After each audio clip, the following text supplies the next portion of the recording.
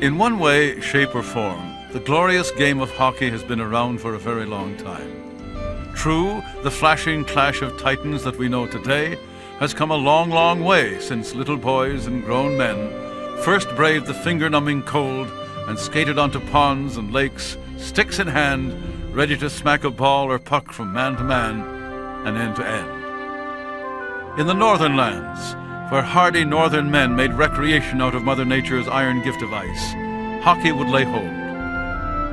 The game had truly found a place to grow and prosper, a place that guaranteed an icy winter long and deep, a place the game could call its own, and where a pleasant season's pastime could become a national passion.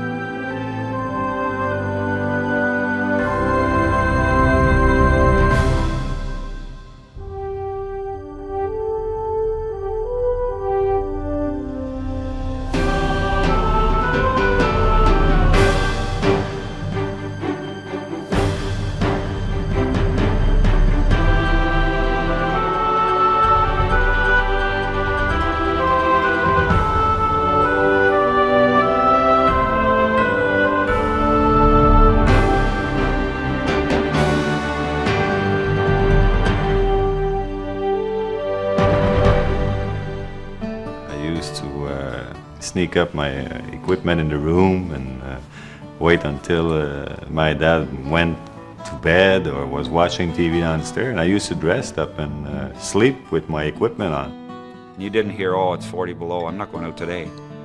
40 below meant you put on an extra pair of socks in your skates and an extra scarf so that you didn't freeze. Because of the cold, you had to really participate, and many nights you were the only kid on the rink shooting pucks or shooting a ball or whatever to keep warm. It was amazing how warm you could stay. We'd be out there for 6, 7, 8 hours, and it's just a way of life, the love of life, whatever it was. But every fleeting moment I had, I'd be back on the ice again.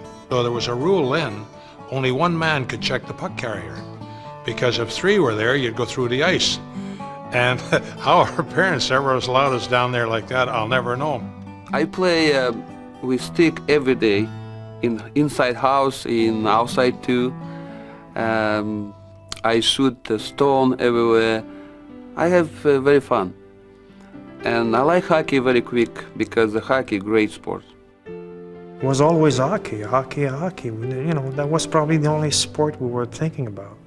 I cannot remember when I thought that I would be anything but a professional hockey player. It was either me getting old enough or big enough. I was going to be a professional hockey player. Hockey was my life. I loved hockey. I loved playing the game of hockey. There was nothing anywhere any better than playing the game of hockey.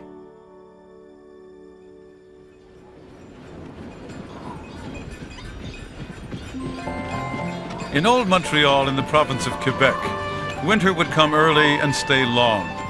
According to one's age, its arrival would be greeted with either joy or trepidation. But winter sports and a winter carnival had long been ways of making the most of a harsh climate.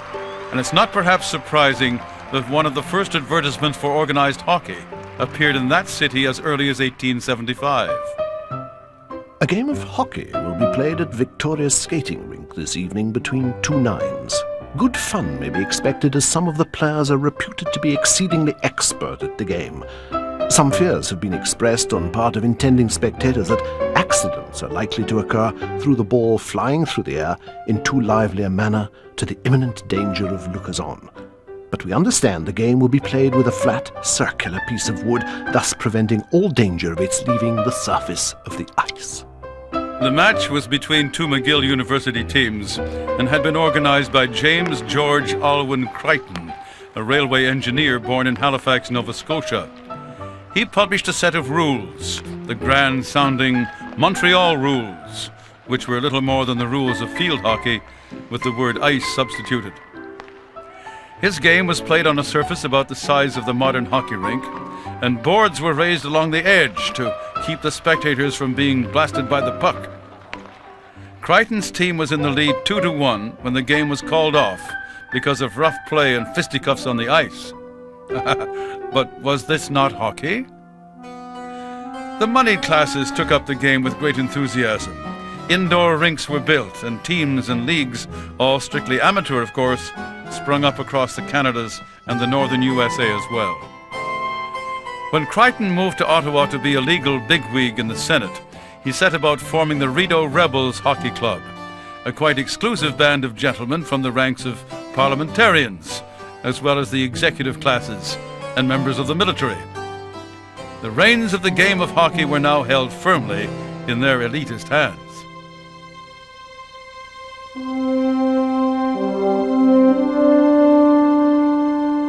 By the time Sir Frederick Arthur Stanley, Baron Stanley of Preston, Knight Grand Cross of the Most Honourable Order of the Bath, arrived in Canada in 1888 as Queen Victoria's loyal appointed Governor-General, the game of hockey had already become well established. Across the whole country, Lord Stanley was at the top of every top table, the most powerful man in Canada. His job it was to build and unify this vast, undeveloped land. He was a typical British aristocrat with a great liking for sports.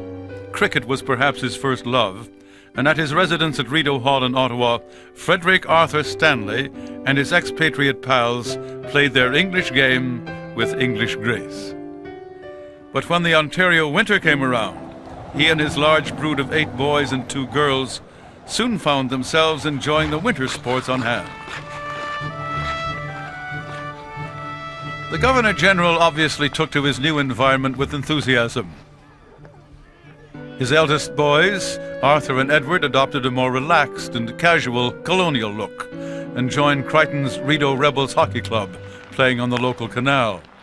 Without doubt, Lord Stanley would find himself, like countless good parents, standing on the sidelines, cheering on his sons in their winter pastime.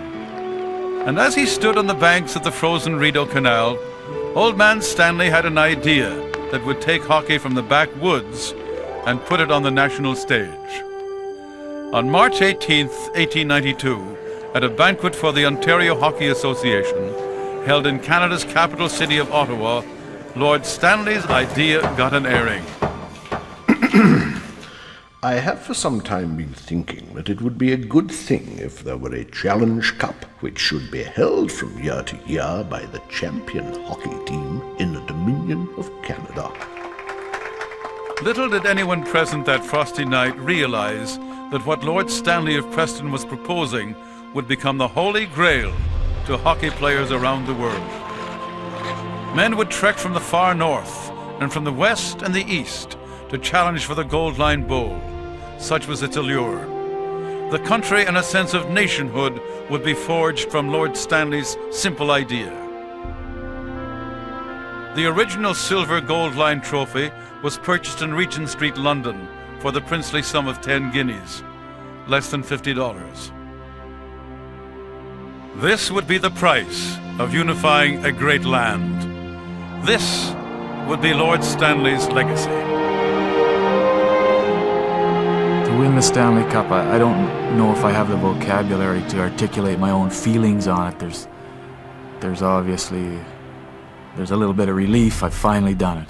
I didn't think about the number of goals I was going to score. It was just what I had in mind was to win the Stanley Cup or go for the Stanley Cup.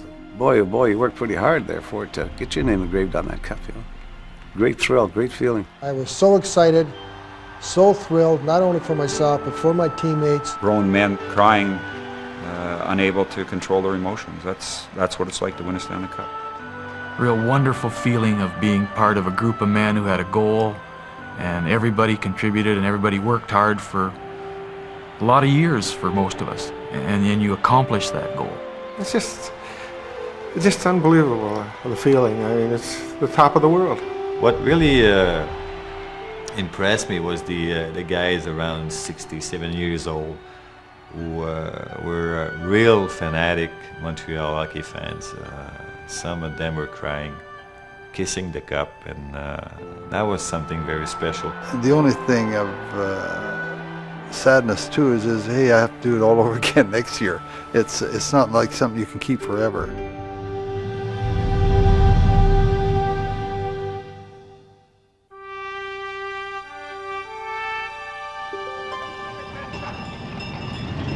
The city of Montreal was to dominate the Stanley Cup until the end of the old century.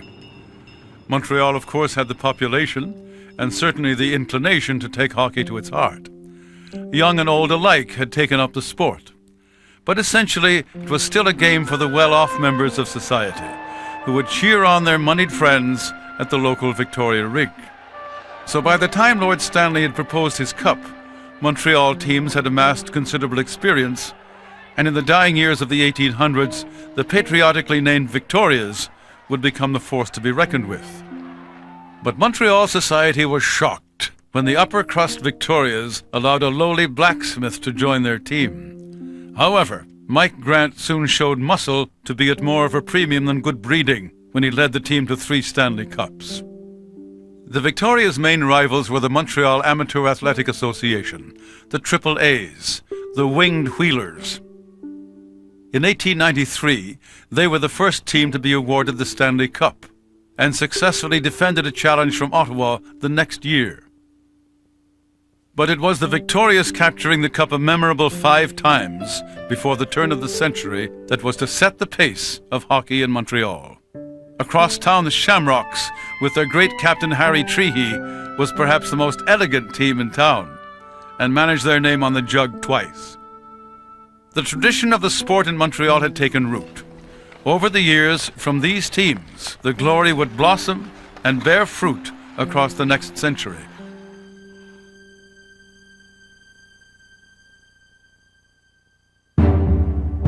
In 1896, from the cold prairie flatlands came a team of hard, pioneering men.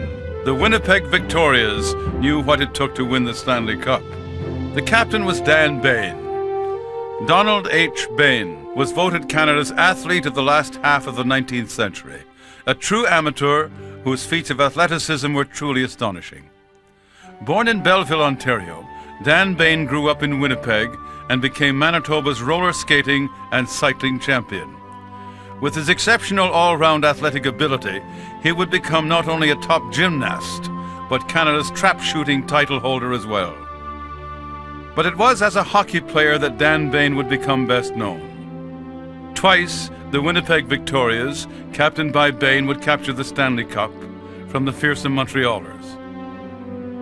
In 1896, his triumphant team were hailed as conquering heroes and pulled on sleighs through the city by their adoring fans. The cup had come west for the first time.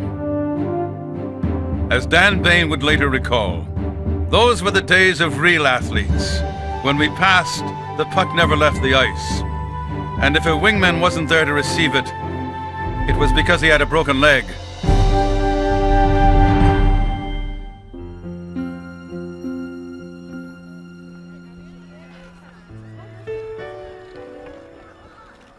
With hockey now hitting the headlines, it was no wonder that teams sprang up everywhere.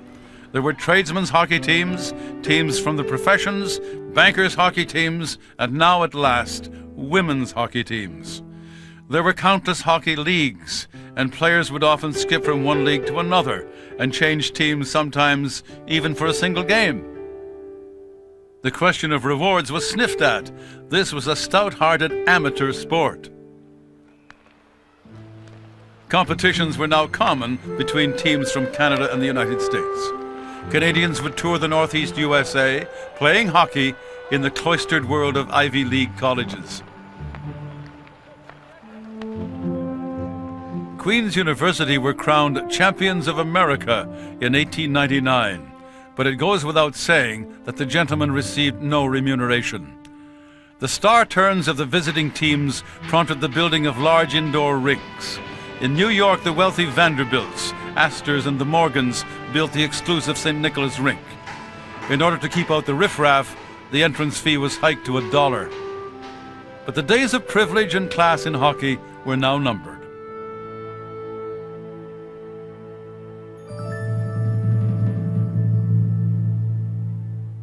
The first outright pro hockey was played really in the state of Michigan. But the league only lasted 2 years. It was like a lot of other professional ventures in those days. Somebody ran out of money. It was backed mostly by copper barons, and I guess the copper mine went dry or something like that. It all began when John Little MacDonald Gibson received a $10 gold piece from his hometown mayor for helping win a local match in Ontario. The team was forced out of the league in disgrace in 1901. There was huge hypocrisy. Some amateur teams were a complete sham, with players being paid under the table by companies who ran the teams for prestige and often as not for gambling. Remarkably, the first professional league was not the National Hockey League, not the National Hockey Association, but the International Hockey League, created of all places in the United States, of all places in northern Michigan, and created of all things by a dentist, Dr. Gibson. It's right out of Ripley's Believe It or Not. Word soon got back to Canadian teams of the golden opportunity that awaited south of the border. $50 a week wage, room and board, $25 a month. Too good to miss. The game was on. Hockey became professional in 1904, and at that time we saw mercenaries in the game, and people like Fred Cyclone Taylor and others would move from team to team and were paid a very handsome sum for that period. And it was really a very exciting time, and what you had is small towns in the hinterlands that were very resource-rich, having super hockey teams, because the local mine owner or pulp and paper mill owner would recruit these big-name guys, and they would just go from team to team, and it was a very unique time in the history of hockey. Players who would become household names arrived from the north. This was to be the starting gate for the first generation of real professional hockey players. Mercenaries, men whose skills were for hire.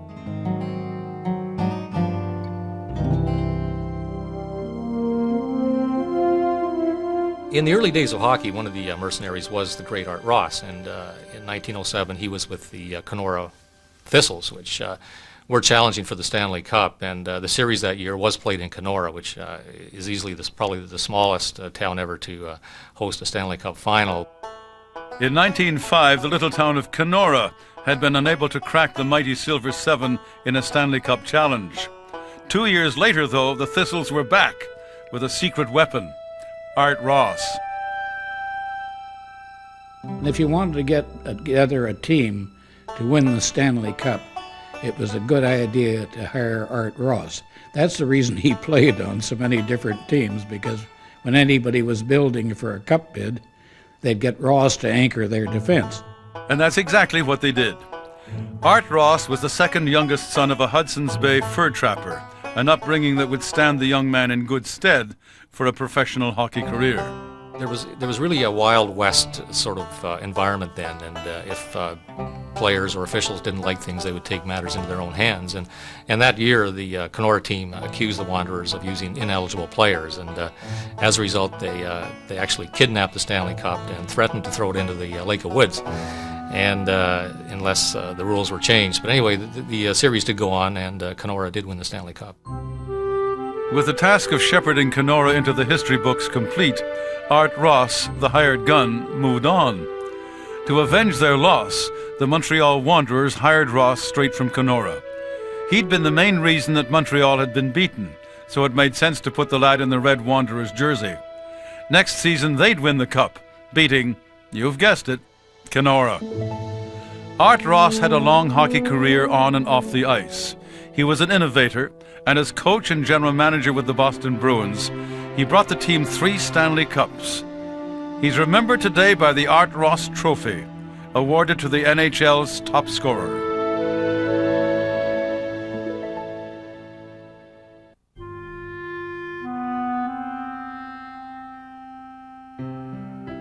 When the Ottawa Senators finally brought home the Stanley Cup for Montreal in 1903, the directors of the hockey club presented the team with a silver nugget each. Henceforth, they would become the fabled Silver Seven. In the early years of hockey, Ottawa was a dominant team, but really the Silver Seven was a team that dominated during a very short period of time, from 1903 to 1905. And that was the period of time that Frank McGee was their star player, and they withstood 10 Stanley Cup challenges during that period of time, and Frank actually became the first hockey superstar in Canada that we really knew. He's always referred to as One-Eyed Frank McGee, which sort of conjures up the image of this grizzled, one-eyed hockey player with maybe a patch on going down the ice. But hockey in the early 1900s was extremely violent. There was a lot of stick work. At least one player was killed in a Stanley Cup stick fight. So that this guy would actually try to play the game with one eye was remarkable. By the early 1900s, the Yukon gold fields had yielded up their treasures. Dawson City was a mere shadow of its former self. Most of the fortune seekers had left, and life slowed down in Dawson, except on the ice. To alleviate the monotony, a small group of men mulled over an audacious idea. By far the most remarkable challenge occurred in 1905, and that was when the Dawson City Nuggets challenged the powerful Ottawa Silver Seven for the Stanley Cup. And the guy who really pulled this off was a gentleman by the name of Colonel Joe Boyle, who was a very colorful, flamboyant personality of that period, and it was his idea to organize a bunch of basically bureaucrats in the Dawson City area and bring them to Ottawa. The harebrained scheme was fraught with problems from the start. There was only 3 weeks to get to Ottawa, 4,000 miles distant, in winter, deepest winter. It was dog sleds, delays, and missed connections. And finally, an epic transcontinental train ride across the cold prairie. The train ride across the prairies became famous because all the newspapers would report about this gang of guys from the Yukon heading for Ottawa to play the mighty Silver Seven, who had dominated the Stanley Cup for the previous 2 years. The Nuggets should have stayed at home and saved their train fare. The Silver Seven won the first game 9-2, but in the second, Frank McGee came to life, scoring a record 14 of Ottawa's 23 goals. Dawson scored but 2. Frank McGee retired after winning 3 straight Stanley Cups with 63 goals in 22 games, but sadly was killed in action during the First World War. His record still stands today. The Silver Seven were a potent rootstock from which the future legends of the Ottawa Senators would bloom. In 1906, Percy Lasseur would take up the torch and backstop the team for 8 seasons. 3 Stanley Cups would be won as the Senators became dominant. 4 times more, the Stanley Cup came home to the city of its birth in the 1920s. Frank Nybor, originally known as the Pembroke Peach, was to become the team's star attraction. He'd been thought too small for big-time hockey, but for 15 seasons, young Frank would wear the Ottawa colors, winning the first Hart Trophy in 1923. Nybor's gentlemanly play so inspired Lady Byng, the Governor-General's wife, that she created a prize for sportsmanship in hockey and personally presented the trophy to Nybor 2 years running. Ottawa was always the team to beat, but during the Depression it was sold to St. Louis. 60 years later, however, the Senators returned. Hockey was back in the nation's capital.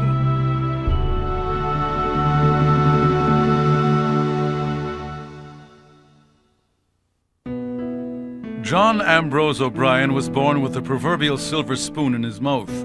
His father was a successful industrial giant in Renfrew, Ontario, who had made his money from railways and mining. In 1909, the Eastern Canada League denied the Renfrew Hockey Club a franchise, so O'Brien decided to start his own league. He would call it the National Hockey Association.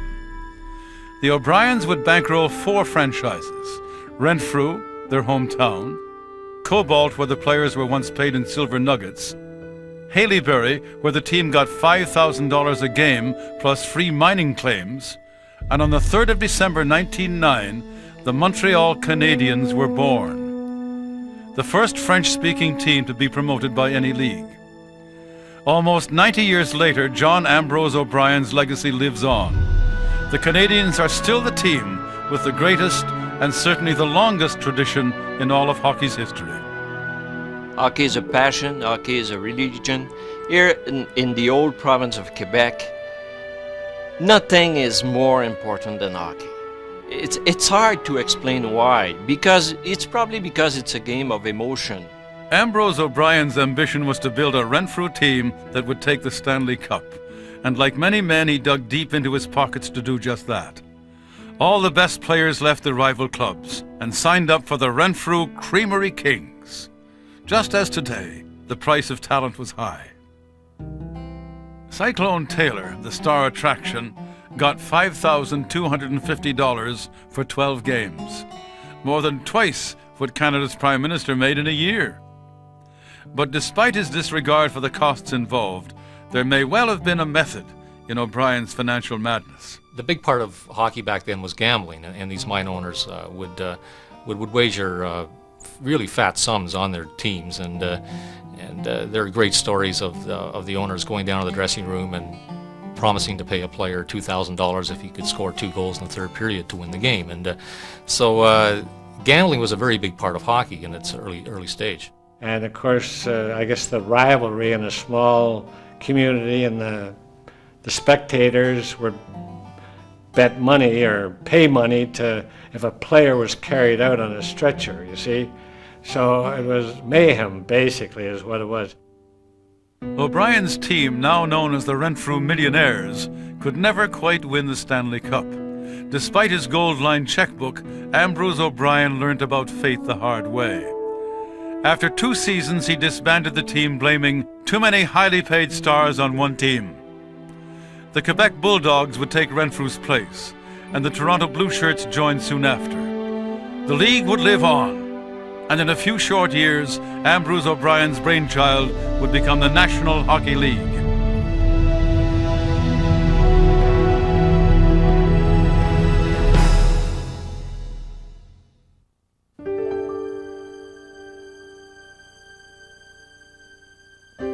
On a barnstorming tour in rural Quebec, the Canadians played Chicoutimi, whose amateur goalie hadn't learned to skate until he was 18. He preferred to tend the net in plain brown boots. His name was George Vezina, and that day he shut out the professional Montrealers. The Canadians' goalkeeper was so impressed, he had his boss sign up the young Vezina, even though he knew it would cost him his job. George Vezina was so cool under fire, they called him the Chicoutimi Cucumber. He backstopped the earliest Canadians team that starred Newsy Lalonde and Cannonball Pitre, and so began the great Montreal tradition of invincibility. From 1910, Vezina played with Montreal for 15 long years. In all, he would play 328 league games and 39 more in the playoffs without ever missing a single match. But on November 28, 1925, Vezina pulled himself out of the net in a game against Pittsburgh, suffering from chest pains and dizziness. It was tuberculosis. He left without saying goodbye, thinking he'd be back to once again don his pads and play alongside his Montreal teammates. Vezina was no stranger to heartbreak. 22 of his 24 children had died as infants. 3 months later, scrawny and wheezing, his lungs ravaged, Vezina turned up at the Forum dressing room, where his pads had been laid out for him. But the emotion was too much for the goalkeeper. Tears rolled down his cheeks. He asked just one small favor: the sweater that he'd worn in the last World Series. Then he went. He died just days later. In his memory, the Montreal club created the Vezina Trophy, awarded each year to the NHL's outstanding goalkeeper.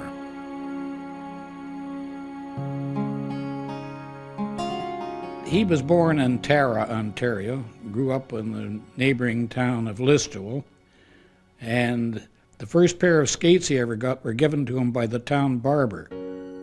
Frederick Wellington Taylor, Cyclone Taylor, was larger than life. Once he'd laced up that first pair of skates, it was immediately evident that he was destined for hockey stardom. In 1906, he received a $400 signing fee plus living expenses for playing half a season for Doc Gibson's Portage Lakers. On the ice, he was fast, he was versatile, and he was tough as old shoe leather. Cyclone Taylor was quite a character. He was a rarity among athletes of his time. He never smoked a cigarette in his life. He never took a drink in his life unless it was milk. He was absolutely clean living.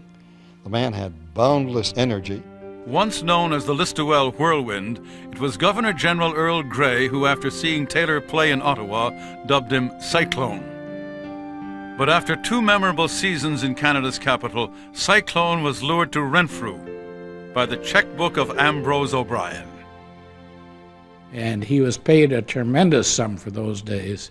But Cyclone all his life was a Sharpie in that he drove a hard bargain.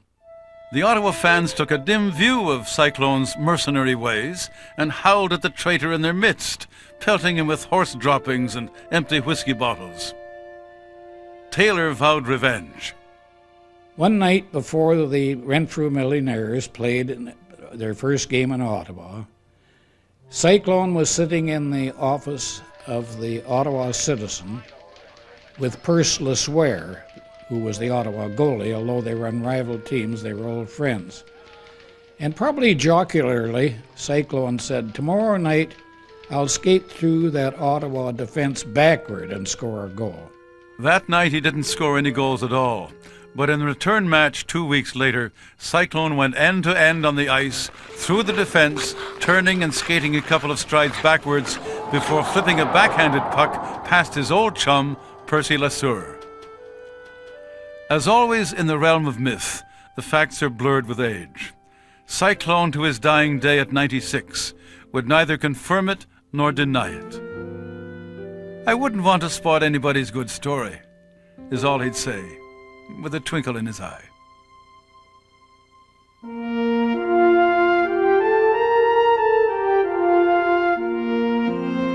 From his earliest hockey days with Montreal's Triple A's, Lester Patrick's career spanned 50 years as a player, coach, manager, owner, National Hockey League governor, and legend. A stalwart of McGill, his brother Frank was a combination of athlete, philosopher, and visionary. The two brothers had donned the pads in virtually every league and early pro team in the East, from Renfrew to Montreal, before heading to British Columbia with the idea of forming a West Coast League. They conceived their idea of a Pacific Coast Hockey League, and old Joe Patrick, who indulged his children, sold his lumber business and backed them in building 2 new arenas, one in Victoria and one in Vancouver. Frank Patrick built an 11,000-seat building in Vancouver. Lester built about a 5,000-seat building in Victoria. These were the first artificial ice rinks in Canada. They started their Pacific Coast League. It opened in January 1912, I believe, and the first game was played in Victoria. So Victoria was the first city in Canada in which hockey was ever played on artificial ice. Vancouver and Victoria were soon joined by teams in Portland and Seattle, making the league truly international. The stars from the East trooped to Vancouver, where the money was good and the weather was even better. In 1915, Cyclone Taylor led the Vancouver Millionaires to win the Stanley Cup for the first and only time. And Frank Patrick was the man who made it happen. Frank not only was the owner of this team and the owner of the rink, but he was also the general manager, the coach, and the star defenseman. Frank Patrick, who invented a lot of things, including the blue lines and the goal crease and putting numbers on the jerseys, and I think at one time they said there are at least a dozen NHL rules in today that he originated. In 1925, the Victoria Cougars were the last non-NHL team to win the Stanley Cup. But the writing was already on the wall for the Pacific Coast League. Victoria had won the Stanley Cup in the spring of '25. They went to Montreal to defend it in 1926, and the Maroons handled them quite easily. Lester Patrick came back with the Victoria Cougars and told his brother Frank, he says, "Frank, there's no way we can continue out here. We don't have the population base. They are now paying some of those players on the Maroons as much as $10,000. When it came to money, the Patricks were shrewd operators. The Coast League closed its doors the next year, and the players were sold to the new NHL clubs in the USA for more than $300,000. Frank Patrick went to Boston and Lester was hired as coach for the recently formed New York Rangers. Within 2 years, he guided the new team to its first Stanley Cup. The world of hockey had not heard the last of the Patricks.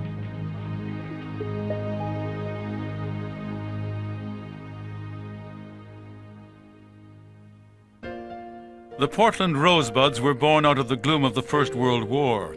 When one of the original Pacific Coast League franchises folded in British Columbia in 1915, the team moved south. Portland, Oregon, timber country, not known for sporting excellence. Imagine this. They become the first American team to challenge for the Stanley Cup. 1916, right in the middle of World War I. Of course, the United States was not technically in the war at that time, but just the fact that an American team was there to challenge. It's pretty important to any American hockey historian. Can you imagine a nickname today like Rosebuds? I mean, you've got the Lightning, you've got the Panthers, you've got an Avalanche, but Rosebuds, I mean, that is a nifty, lyrical, artistic nickname. I guess the stars of that team were Dick Irvin, who went on to later fame coaching Toronto and Montreal, and Ernie Moose Johnson, defenseman, and I'm told quite a character, and he probably still holds one record in hockey. He played with the longest stick ever employed in the game, and nobody could get by him. If he didn't get him with the body, he got him with the stick. Johnson's 99-inch reach certainly kept Portland's opponents at bay, but the league just couldn't continue to ignore the economic realities of the day. And then the Pacific Coast League, owned by the Patricks, folded. And the players and or the teams were then sold to the East. And the Portland team was sold en masse to Chicago and became the Chicago Blackhawks. And the fellow that owned the team, Colonel McLaughlin, Major McLaughlin, he owned a restaurant called the Blackhawk Restaurant. And he figured he'd give his restaurant some publicity, so he named the hockey team the Blackhawks. That's how they got the name. And my father was the first captain of the Chicago Blackhawks.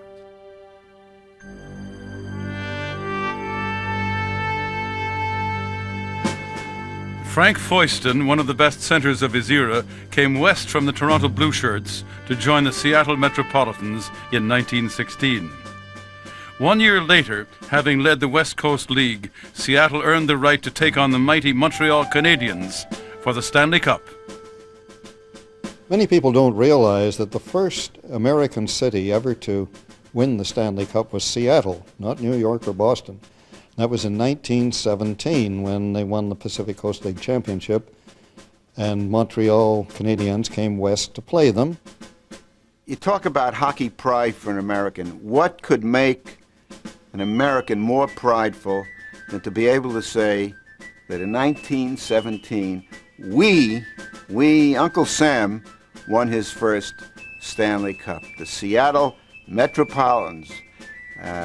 There wasn't standing ovations from Los Angeles to New York, but I'll tell you, any American who loves hockey would be happy to know that we won the Stanley Cup that early in the life of the Cup. And of course, it becomes the answer to one of the ultimate hockey trivia questions. Who was the first American team to win the Stanley Cup?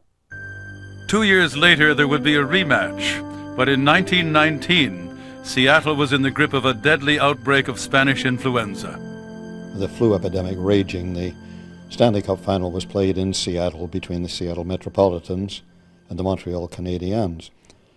It was the people who remember it tell me it was the strangest sight you ever saw, that the Seattle rink was packed and just about everyone in it was wearing a gauze mask on his face. The series got underway with grueling seesaw matches. For Seattle, Foyston and Hap Holmes, the goalie, were the stars. For Montreal, Newsy Lalonde was the outstanding player.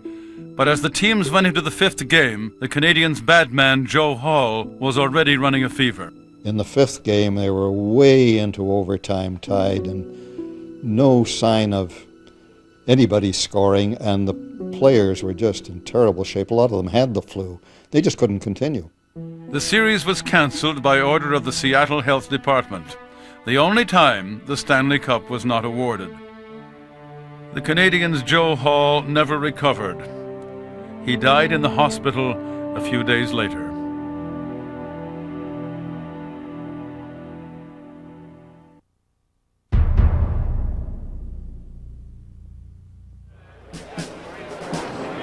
August 1914 saw the start of the First World War. Patriotic fervor ran high, and men flocked to join the flag. As the troops waved their goodbyes, little did they realize what horrors lay in store. Even the world of hockey was transformed. The Army's 228th Battalion had iced a successful team in the NHA. But when they were posted overseas, the league was left bickering over schedules. The Toronto Blue Shirts owner, a very unpopular Mr. Livingston, complained loudest. So in November 1917, in the Windsor Hotel in Montreal, the other club owners agreed to wind up the NHA and start a new league, leaving the troublesome Mr. Livingston on his own, high and dry. Frank Calder, a school teacher turned sports writer, took on the job of secretary and president of the new National Hockey League. The clubs that forged the National Hockey League that day were the Montreal Canadiens and Wanderers, Ottawa and Quebec. Soon after they would be joined by Toronto, but without Mr. Livingston.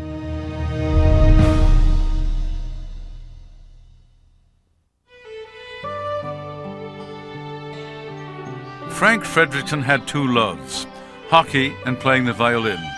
But World War I interrupted both careers, and he became a pilot with the Royal Flying Corps. In 1918, when returning from a tour of duty in Egypt, his ship was torpedoed by a German submarine. Dressed only in his pajamas and clutching his beloved violin, the young pilot clung to a life raft until he was saved from a watery grave by a Japanese ship. After the war, Frederickson's hockey career took off when he crossed the Atlantic with the Winnipeg Falcons. He represented Canada in the 1920 Olympic Games, easily winning the gold medal. When the team returned triumphant to Winnipeg, word of their star quality had already spread far and wide. Lester Patrick was always looking for players, so late in the summer, Lester was out on the prairies and he wanted to talk to some of these fellows who had played for the Falcons, and particularly Frederickson, who was the star of the team. And Frank at that time was in the Canadian Air Force. He had flown in World War I, survived, and was still in the Air Force, but he was married and had a family to bring up, and he wasn't making much money in the Air Force, and he was augmenting it playing violin in a dance orchestra at the Fort Garry Hotel on Saturday nights. And that's where Lester found him.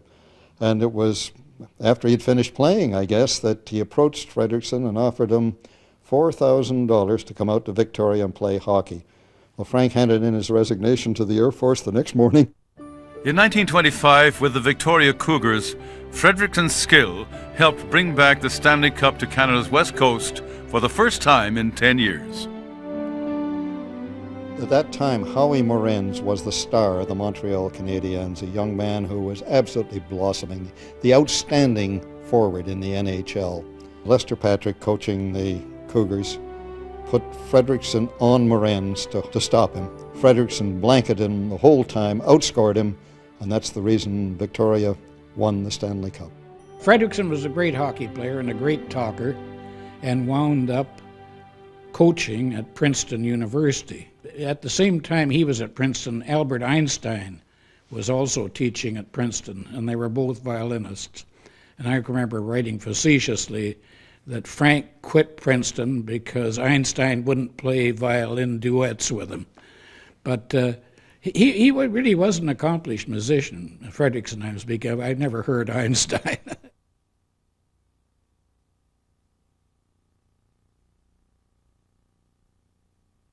You seemed winged, even as a lad, with that swift look of those who know the sky. It was no blundering fate that stooped and bade you break your wings and fall to earth and die. I think someday you may have flown too high, so that immortals saw you and were glad, watching the beauty of your spirit's flame, until they loved and called you, and you came, Those anonymous words are written on the gravestone of Hobart Amory Hare Baker, a man whose talent was so remarkable that he was a legend in his own time. For years, on the anniversary of his death, flowers would appear on his grave. Who put them there is still a mystery. Hobie Baker had everything: money, good looks, and an amazing athletic ability, a potent combination. He was born in 1892 into a wealthy Pennsylvania family, and all of his short life, he never wanted for anything. In 1910, after an elite private school, he entered Princeton University, where he immediately achieved a legendary reputation as the most gifted athlete of his time. With Hobie at the helm, Princeton's football team never, ever lost to Yale, and so his fame grew. The day that Woodrow Wilson was elected President of the United States, he stopped by to watch Hobie play. Hobie Baker really was right out of Horatio algebra. I mean, if Central Casting wanted to create Horatio algebra, it would have to be Hobie Baker. First of all, he was a scholar. He went to Princeton. He was an athlete who excelled at anything he touched, and he became the greatest American hockey player of his era. And he epitomized what sportsmanship is all about. Hobie Baker's abilities on the ice have long since risen to the status of legend. When he captained the Princeton team, people called them Hobie Baker and the Tigers. He was hailed as the star of his age. Limousines would line up with fashionable audiences, hoping for a glance at the young hero. And women went hysterical when Baker rushed the opposing defense. Lester Patrick wanted him to turn professional, but Hobie would have none of it. His adoring fan, the author F. Scott Fitzgerald, summed him up as an ideal worthy of everything in my enthusiastic admiration. Hobie Baker. Wow. If I wanted to be a hockey player, this is the guy who I would want to be like, this American. I mean, nobody, he redefined what all America is all about. In the last year of the First World War, Hobie Baker joined the fabled Lafayette Escadrille and was awarded the Croix de Guerre. But at war's end, Hobie was killed while test piloting a plane. It was even rumored that he had taken his own life rather than return to the humdrum existence of peacetime America. Whatever the truth that day, the world lost a talented athlete far too young.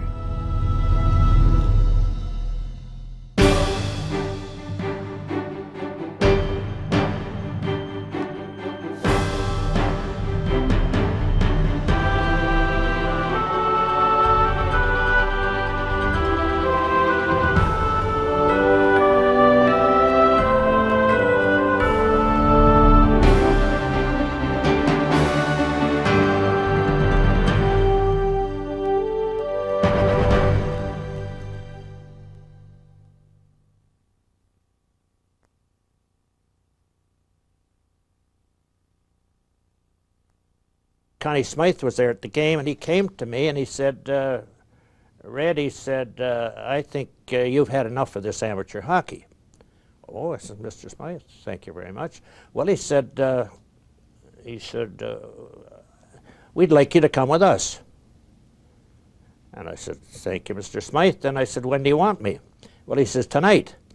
Well, I said, I played last night and this afternoon. Oh, he says, that's nothing for you. Well, I said, no, Mr. Smythe, that's very nice of you. He said, I'll tell you what I'll do. He said, I'll pay you, this was 2 weeks before Christmas.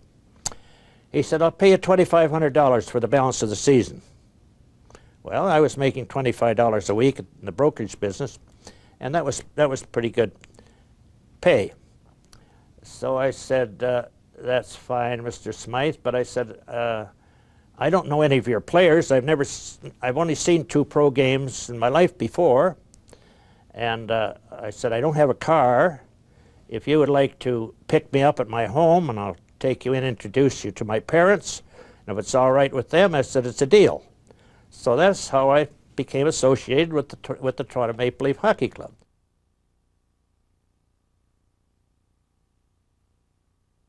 I was never in an indoor arena until I played junior hockey. As a matter of fact, speaking of that, one of our imports, we were allowed 2 imports when I was there, was Ab DeMarco Sr., and he came out of North Bay. And he was at his first workout, and he was a great stick-hander, one of the greatest stick-handers I ever saw. And he was having a hard time breathing. And I said, Ab, are you having a problem? And he says, yes, I am. And I said, can I help you? He says, no, no. He says, I've never played in an arena with a roof on, and I can't breathe. I can't get used to breathing with a roof over my head. This is a guy that became a star in the National Hockey League. But he'd never been in an arena with a roof on, so he couldn't breathe. So, yeah, we started off a little different than they start off today.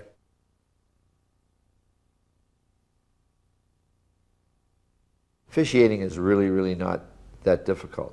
First of all, you have to get the respect of the players. The players could make it very difficult for the official. The official has to know the type of game that is being played. If he has to be tough, he certainly should be tough. If he has to sit back and let the players just go up and down and do their thing, he has to realize that too. He has to know exactly what to say at the right particular time. He has to know how to approach the players' benches. He has to know the coaches behind the players' benches.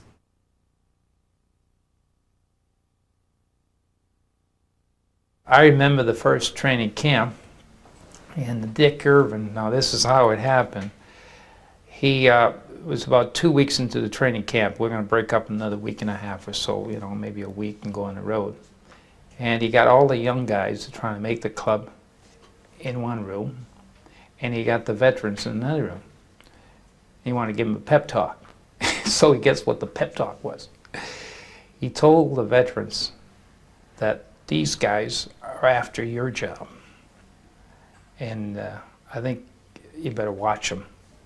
So he came to us and he says, you guys can make this club if you can, these old guys, you know what I mean, I think they're ready to be ad. So that was that kind of pep talk. So he almost excited riot, because we had a scrimmage after that, and I'm telling you, it was a tough scrimmage. But I came through all right and made the club.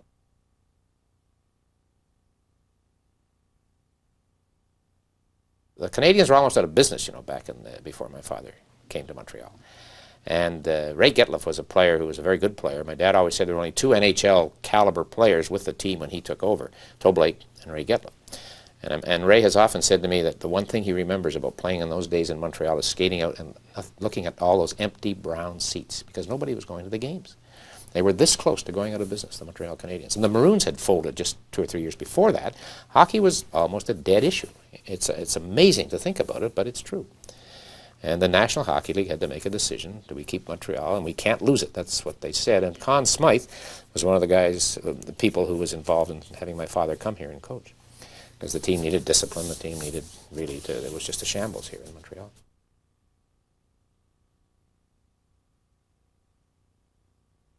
Lester was a very canny guy. He was not known for throwing money around at all. You know, as Babe Pratt used to say, he threw nickels around as if they were manhole covers. He didn't pay great money to his players, and he took advantage of every bargain he could find. And when the Rangers won the Stanley Cup in 1940, and this is another story Babe Pratt used to tell, they won it in Toronto because the circus was in New York and taking up Madison Square Garden. And the players were in the dressing room and pouring champagne on each other and all that sort of thing. And Lester got up on the training table and called for silence. And he said, I want to see all those sticks put up against the wall, and none are to be taken home as souvenirs. We need them for next season.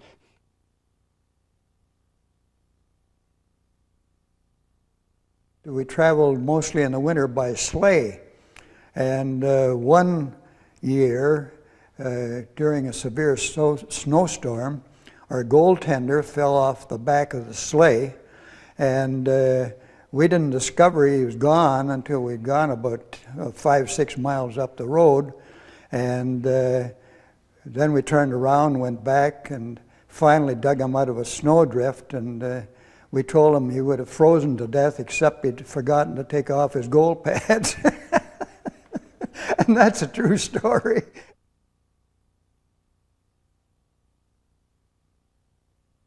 I remember a secretary telling me that she was sitting in the office there, and all of a sudden she heard a sound riveting through the office like a bomb, and then another one, like a bomb again, and went back there, and King and Tiger Williams, King was trying to show Tiger Williams how to shoot a puck in the office, and they were shooting against this wooden door, which was a cupboard. So there permanently were about 6 dents in that door from where Tiger Williams and King Clancy took some shots. And we had to turn the office door, they had to turn that door around so it was on backwards to hide the dents, because of course Ballard wouldn't pay for any upgrades in that respect. But that would be just, you know, King in that respect. He wouldn't mind taking a stick at 80 years old and showing Tiger Williams how he felt the best way was to shoot a puck.